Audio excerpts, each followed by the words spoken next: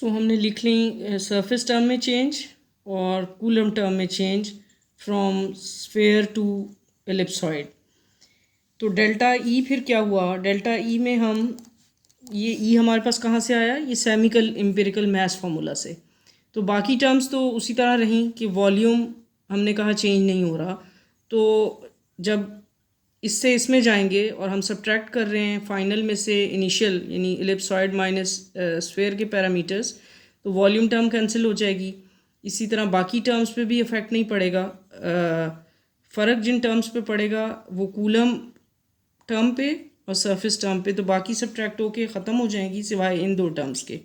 सो हम इनका डिफरेंस लिख लेते हैं, that would be equal to before and after this deformation. So after deformation function become this, and before deformation when epsilon was 0 function was this. तो उसमें हमारे पास क्या कूलम टर्म का डिफरेंस क्या है,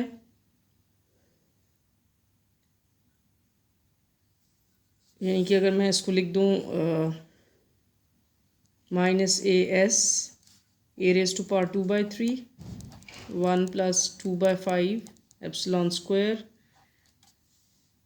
और इसी तरह कूलम टर्म लिखूँ minus A C G square A raise to power 1/3, इसको आप अगर ऊपर ले जाएं -1/3 1 माइनस एप्सिलॉन स्क्वायर ओवर 5।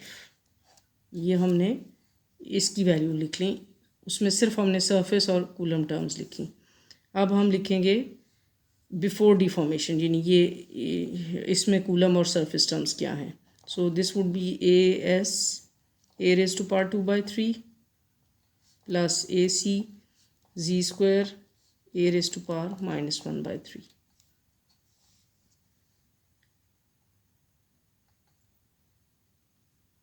अब दोनों टर्म्स में 1 1 है, इसका मतलब है कि ये वाले टर्म्स तो कैंसिल आउट हो जाएंगी, तो रह क्या जाएगा, इसका सेकंड टर्म रह जाएगी। सो इट वुड बी -2/5,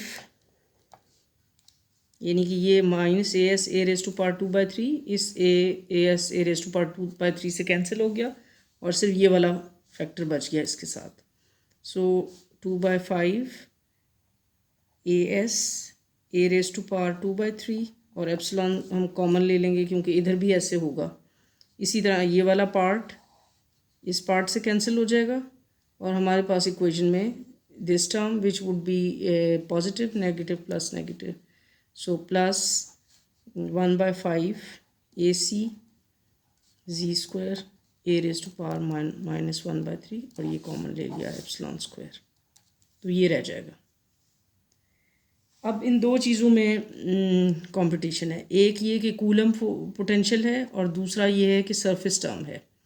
अगर आपकी ये टर्म बढ़ जाए तो इसका मतलब ये है कि ये पॉजिटिव होगी, यानी सिस्टम एनर्जी गेन करेगा थ्रू दिस स्ट्रेचिंग, और जितना ज़्यादा ये स्ट्रेच करेगा उतनी ज़्यादा एनर्जी गेन करेगा। तो इस बात का ये मतलब ये है कि ऐसा न्यूक्लियस अनस्टेबल होगा अगेंस्ट दिस स्ट्रेचिंग, और it should readily undergo A fission, जो कि हम ये देखते हैं। सो इन दो टर्म्स में एक तरह से समझ लें कि कंपटीशन है। सो z² a की वैल्यू, यानी कि डेल्टा ई जितना कम हो, यानी let's do it in the other slide.